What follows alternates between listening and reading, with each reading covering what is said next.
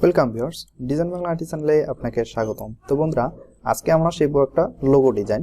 তো logo design করার পূর্বে আমরা কিছু তথ্য জানবো। সেটা হলো, এই লোগোটা হচ্ছে একটা রিমিক্স কর্পোরেশন লিমিটেডের কোম্পানির লোগো। তো এখানে দেখতে পাচ্ছেন তার নিচে আমার একটা ভাউচার আছে। তো এই ভাউচারের লোগো কিন্তু এটা, হ্যাঁ, যেহেতু ওই কোম্পানির এই ভাউচারটা তৈরি হবে। তো এই ভাউচারটা হচ্ছে কি ডেবিট ভাউচার ডিজাইন। তো ডেবিট ভাউচার ডিজাইনটা আমি নেক্সট টিউটোরিয়ালে দেখাবো যে আসলে এটা কিভাবে ডিজাইন করতে হবে এবং তার আউটপুট সেটআপটা দিতে হবে, এবং এ টু জেড এর বাইন্ডিং মার্ক কোন দিকে থাকবে, উপরের দিকে না সাইডে, সবকিছু আপনারা পরবর্তী টিউটোরিয়ালে পাবেন। তো আজকে আমি মূলত দেখাবো আপনাদেরকে জাস্ট এই কোম্পানির এই স্ক্যান করা এই হুবহু এই লোগোটা কিভাবে তৈরি করতে হবে। যেহেতু আমাকে এই কপিটা দেওয়া হয়েছে স্ক্যান করে, যে জাস্ট আপনি আমাদের এই ডিজাইনটা ফলো করে আমাদেরকে কাজটা বুঝাই দেবেন। তো চলুন আজকে আমরা খুব সহজে এই লোগোটা আগে ডিজাইন করে নেব। তো আজকে মূলত এই লোগো ডিজাইনটাই হবে। তার আগে আমাদের কিছু বেসিক কাজ ঠিক করে নিতে হবে। সেটা হচ্ছে, আমি যখন আপনার এই ফাইলটা ওপেন দিলাম, ওপেন দেওয়ার সঙ্গে সঙ্গে কিন্তু আমার স্ক্যান ফাইলটা অ্যাডোবি ইলাস্ট্রেটরে ওপেন দিলে এখানে কিন্তু দেখুন RGB কালার রয়েছে। তো এই RGB কালার থাকলে কিন্তু আমাদের যে কোনো টেক্সট আমরা যখনই ইউজ করতে যাব না কেন, দেখুন এখানে কিন্তু আমার এই টেক্সটটা আমি লিখতেছি ব্ল্যাক, কিন্তু এখানে দেখুন আমার 4 কালার রয়েছে। ঠিক আছে, আমি যতবারই এটাকে এক কালার করে দিই না কেন, আমি অন্যখানে গিয়ে আবারও কোনো কাজ টাজ করলে বা আমি আবারও এখান থেকে টেক্সটে নিলে আমার 4 কালারই হবে। ঠিক আছে, তো এইটা সমস্যা কেন হচ্ছে? তো আসলে আমাদের এই আর্টবোর্ড বা ডকুমেন্টটা বা এই ফাইলটা আমাদের RGB মোডে আছে।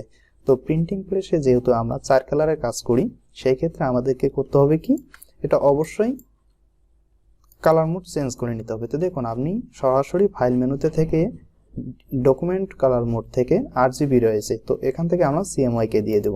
ব্যাস, এখন আমাদের দেখুন যে কোনো টেক্সট আমরা নিলে জাস্ট আমার এক কালার থাকবে। দেখুন আমি কিন্তু আবারও বরাবর ওই টাইপ সেকশনে গিয়ে টাইপ করলাম, দেখুন লোরেপ ইমসাম নিয়ে আসলাম, দেখুন আমার টেক্সটটা এখন কিন্তু ব্ল্যাক এক কালার।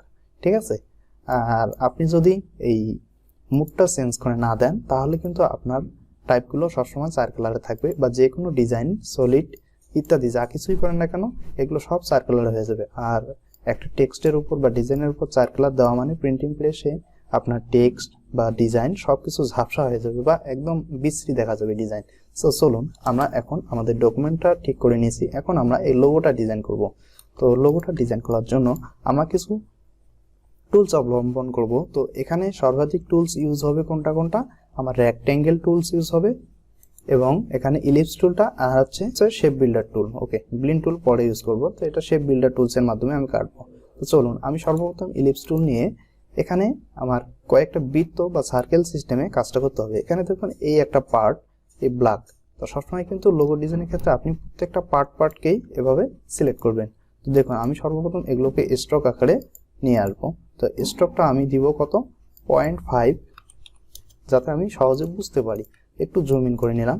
তো দেখুন এখানে আমার এই একটা হলো, এটাকে আমি Ctrl+C+F দিয়ে কপি করে জাস্ট এখন এই যে ওভার যে একটু লাল দেখতে পাচ্ছি, এই লাল একটা নিলাম। তারপর দেখুন এখানে আর একটা ব্ল্যাক রয়েছে, এটাকে Ctrl+C+F দিয়ে ডাবল ডুপ্লিকেট কপি করে আর একটা নিয়ে নিলাম। দেখুন এটা কিন্তু আমি রেশিও অনুযায়ী বড় করতেছি, অতএব এদিকে একটু বাইরে যাচ্ছে এটা মনে করবেন না, এটা আগের থেকেই সমস্যা ছিল। তো এখন আমরা এই রেক্ট্যাঙ্গেল আর একটা দেখতে পাচ্ছি, এটা আবার Ctrl+C+F দিয়ে এটাকে আর একটা নিয়ে নেব। দেখুন আমি কিন্তু রেশিও অনুযায়ী কাজটা করতেছি। হ্যাঁ, এখানে কিন্তু দেখতে পাচ্ছেন এখানে ঠিক মিলে গেছে, কিন্তু এদিকে মিলে নাই। এটা কোনো ব্যাপার না আমাদের, কারণ আমাদের রেশিও অনুযায়ী কাজটা হয়ে যাচ্ছে। ঠিক আছে, এখন আমার এখানে কাজ শেষ হয়ে গেল। কাজ শেষ হওয়ার পর আমি এখন এই যে এই বরাবর এই অংশটাকে নেব। তো এখন আমি রেক্ট্যাঙ্গেল ইউজ করব। রেক্ট্যাঙ্গেল থেকে সরাসরি এটাকে একটা ড্র্যাগ করে নিচের দিকে নিয়ে আসবো। দেখুন আমার কিন্তু এখানে একটা হয়ে গেল। ব্যাস, এখন আমরা নেব কি, এই যে এই ব্ল্যাক অংশটাকে একটা নেব। যেহেতু এটা এই দিক থেকে চলে গেছে, তাহলে আমরা এদিক থেকে একটা এই পর্যন্ত নিয়ে নিচ্ছি। ওকে, নিলাম। তাহলে আমার এটা থেকে এটা পুরো কিন্তু একটা হবে। ঠিক আছে, তারপর দেখুন এখানে একটা কমলা কালার রয়েছে এবং এদিকে একটা আলাদা কালার রয়েছে। তাহলে সেক্ষেত্রে আমাদের কি করতে হবে, তাহলে অবশ্যই আমি এখান থেকে করব কি, এখান থেকে একটা রেক্ট্যাঙ্গুলার টুল টেনে নেব। দেখুন আমি এই পর্যন্ত নিয়ে নিলাম। ব্যাস, এটাকে একটা এদিকে রাখলাম, এটা কোনো প্রবলেম নাই। ওকে, আমি পরবর্তীতে কাজ করার সময় আপনাদেরকে দেখিয়ে দিব পরবর্তীতে আমি করব কি এই যে একটা সাদা অংশ দেখতে পাচ্ছেন, এটা কিন্তু অফ হোয়াইট বা ক্রিম কালার দিছে। তো কালার পরে করব, আগে আমরা ডিজাইনটা কমপ্লিট করে নেব, এটা পরে পাত করে দেব।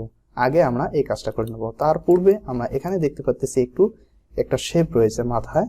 তো এই শেপটাকে আমরা অবশ্যই করব কি এখান থেকে এভাবে একটু দুই দিকে যাতে আমার সাইজটা ঠিক থাকে সেইভাবে কাজটা করব, ঠিক আছে। তো এই সাইজটা আমরা এদিকে এই লং সাইজটা এটা আমরা পরে ঠিক করে দেব, আগে শেপ বিল্ডার টুল দিয়ে কেটে নেই, ঠিক আছে। তো দেখুন আমি অল সিলেক্ট করতেছি। অল সিলেক্ট করার পর আমি এখন দেখুন শেপ বিল্ডার টুলস ইউজ করব। শেপ বিল্ডার টুলস ইউজ করার পর আমার কোনটা অংশ থাকবে ঠিকভাবে, ঠিক সেটা অংশ আমি কিন্তু সিলেক্ট করব।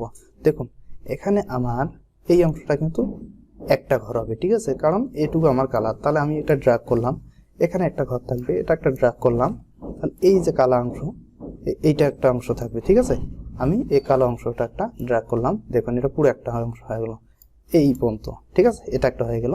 এবং এই দেখুন এই একটা লাল অংশ ছিল, এটা একটা হয়ে গেল, দেন এটা একটা অংশ হয়ে যাবে। দেখুন প্রত্যেকটা আলাদা আলাদা একটা অংশ হয়ে গেল, এবং এটা একটা অংশ হবে, এবং দেখুন এখানে কিন্তু পুরোটাই একটা অংশ হবে, ঠিক আছে, একাই একটা অংশ। এবং বাদ বাকি বাইরের গুলো সব আমি কিন্তু ফেলে দেবো, এই জন্য একটা পার্ট অংশ করতেছি আমি, ঠিক আছে। ওকে, তাহলে আমি এখন প্লাস টুল দিয়ে আমি আগে বাইরের অবাঞ্ছিত জিনিসগুলো ফেলে দিচ্ছি। ওকে, এখন আসি হলো এখানে। এখন দেখুন এখানে আমার এই অংশটা কিন্তু এদিকে একটু তিনটা স্টেপের মধ্যে আছে। তো সেই ক্ষেত্রে আমি করব কি এটাকে সোজা করে দিলাম, ব্যাস এটাকে আমি সোজা করে দিলাম। ঠিক এভাবেও এটাকে সোজা করে দিতে হবে, ব্যাস সেম ভাবে আমি কিন্তু এটাকেও সোজা করে দিলাম, এবং এটাকে একটু সোজা করে দেই। হ্যাঁ, অথবা আপনি এটাই একটা কপি করে দুই দিকে বসাইতে পারেন। এখন আমি আবারও এটাকে সিলেক্ট করব। সিলেক্ট করার পর শেপ বিল্ডার টুলস ইউজ করব এবং এটার সঙ্গে মিশাই দেব, ব্যাস আমার কিন্তু মোটামুটি কাজটা হয়ে গেল। এখন আমরা আসি একটু দেখি আসলে আমাদের লোগোটা কতটুকু হয়েছে। তো দেখুন ঠিক কিন্তু সেম টু সেম আমরা এভাবে কাজটা করতে পারছি। ওকে, আন্ডু দিয়ে আমি আবারও নিয়ে আসলাম প্রথমে, এবং আমি করব কি এটাকে একটু পাত করব। তো আমি পেন টুল দিয়ে এটাকে একটু পাত করে নেওয়ার চেষ্টা করতেছি। তো আপনারা ঠিক সঠিকভাবে যেমন আছে ঠিক তেমনই লোগোটা একটু কপি করার চেষ্টা করবেন, ঠিক আছে। তাহলে এটা কিন্তু একদম নতুনদের জন্য খুবই একটা স্পেশাল ভিডিও, কারণ নতুনরা ঠিক এভাবে কিন্তু শিখতে হবে কাজ, ঠিক আছে। যত আপনি কপি করে কাজ শিখবেন তত আপনি এক্সপার্ট হবেন। আর যদি কপি করতে না পারেন তাহলে কিন্তু আপনি ডিজাইন থিম বা যে আইডিয়াগুলো এগুলো কিন্তু জেনারেট করতে পারবেন না আপনি। তো সেক্ষেত্রে আপনাকে করতে হবে কি অবশ্যই আগে প্রচুর পরিমাণে কপি ডিজাইন শিখতে হবে, ঠিক আছে। কপি ডিজাইন শিখতে গেলে অবশ্যই আপনাকে এভাবে একটা যে কোনো স্ক্যান কপির উপর ডিজাইন করতে হবে। তো দেখুন আমি কিন্তু মোটামুটি আমার এই ডিজাইনটা কমপ্লিট করে নিলাম। ওকে, কমপ্লিট করে নেওয়ার পর আমি একটু এদিকে নিয়ে আসলাম, এবং নিচের যে আমার অবজেক্টটা আছে এই অবজেক্টটা একটু হাইড করে রাখতেছি, এটা দরকার নেই আমার। তো এখন আমি এটাকে কালার দেব। তো দেখুন আমি প্রত্যেকটাকে একটা করে কালার দেব। তো দেখুন আমি আইড্রপার টুল দিয়ে সর্বপ্রথম এটা অবশ্যই দেখুন একটি কি কালার রয়েছে, 4 কালার রয়েছে, এটা আমরা না, এটা একটু রেড কালার দেব আমরা, ব্যাস রেড কালার দিলাম। তারপর এটা গিয়েছে, এটা কিন্তু একটা গোল্ডেন কালার আছে, ঠিক আছে। তো সেক্ষেত্রে আমরা গোল্ডেন কালারটা কিভাবে দেব, এখান থেকে গোল্ডেন কালারটা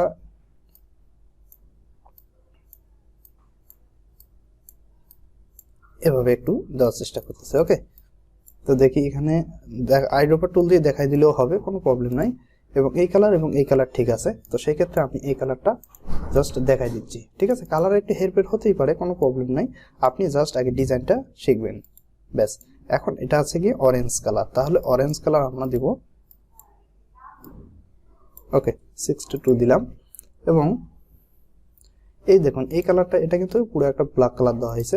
তো আমরা এটাকে পুরো একটা ব্ল্যাক কালার দিয়ে দিলাম। তারপর এখানে দেখুন এই যে ভিতরেটাও ব্ল্যাক কালার আছে, এবং সরাসরি এটা কিন্তু উপরের দিকে আছে, এবং তার ভিতরে যে একটা রয়েছে এটা কিন্তু রেড কালার দেওয়া আছে। তো আমরা এটাকে রেড কালার আগে দিয়ে নিই, ব্যাস এটা দেওয়া আছে। এখানে দেখতে পাচ্ছেন একটু সাদা, না এটা কাট আউট সিস্টেমে। আর যদি বলেন এটা ডিজাইন রাখবো তাহলে অবশ্যই এটা রাখার প্রসেস আছে, ঠিক আছে। জাস্ট এখানে আপনি একটু অবজেক্টটা কম বেশি করে দিলেই আপনি কিন্তু এখানে সাদা একটা অংশ পেয়ে যাবেন। দেখুন আমি একটু জাস্ট আপনাদেরকে বোঝানোর জন্য দিয়ে দিতেছি। দেখুন ঠিক এভাবে কিন্তু আপনি যদি এখানে কাজটা করেন তাহলে আপনি কিন্তু এখানে সাদা অংশ পেয়ে যাবেন। তা আমরা এখানে কোনো রকম সাদা রাখবো না। এবং এখানে দেখুন আমার এই যে অফ হোয়াইট একটা ক্রিম কালার 5-10% দেওয়া ছিল, এটাকে আমরা এখান থেকে হলুদের পার্সেন্টেজটা দিয়ে দেব। ঠিক আছে, দেখুন আমি 15% দিয়ে রাখলাম, ব্যাস, গুড। এখন আমরা পাইলাম কি একটা সম্পূর্ণ একটা লোগো ডিজাইন পেয়ে গেলাম। ঠিক আছে, তো ঠিক এভাবে কিন্তু আমাদেরকে লোগোগুলো ডিজাইন করতে হয়। তো বন্ধুরা আসলে এই লোগো ডিজাইনটি কেমন লাগলো অবশ্যই কমেন্ট বক্সে জানিয়ে দেবেন। এবং পরবর্তীতে আমরা কি শিখব, এই যে ডেবিট ভাউচার এবং ক্রেডিট ভাউচার এর নিয়ে একটা সম্পূর্ণ আলোচনা, এবং কিভাবে এগুলো ডিজাইন করতে হবে, এবং প্রিন্টিং প্লেস আউটপুট সেটআপের জন্য কিভাবে A to Z রেডি করতে হবে এবং প্লেট সেটআপ দিতে হবে, সব কিছু আমি এই পরবর্তী টিউটোরিয়ালে দেখানোর চেষ্টা করব। তো ধন্যবাদ, ভালো থাকুন, সুস্থ থাকুন, গুড বাই।